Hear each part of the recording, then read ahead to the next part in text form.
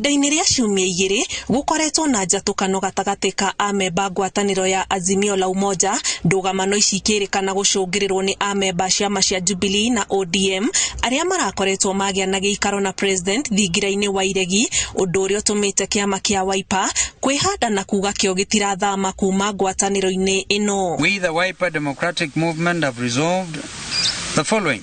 Number one, that we firmly remain in the Azimio la Umoja One Kenya Alliance.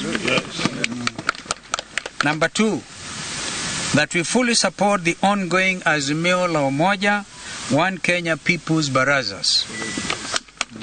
Number three, that we will conduct a massive nationwide membership recruitment drive as a party. Nĩ ũndũ wa mĩcemanio ya mũingĩ ĩrĩa ĩratabanio nĩ ngwatanĩro ĩno icigo-inĩ ngũrani, kĩama gĩkĩ gĩkinyĩrĩirie gĩgũthiĩ na mbere nginyagia gũthingata thirikari kũruta wĩra wayo na njĩra njega na gũtigĩrĩra thogora wa mũtũrĩre nĩ wacokio thĩ. We, the leaders of the Wiper Democratic Movement, want to emphasize that we will not allow this country to retrogress to the dark days of the one-party state.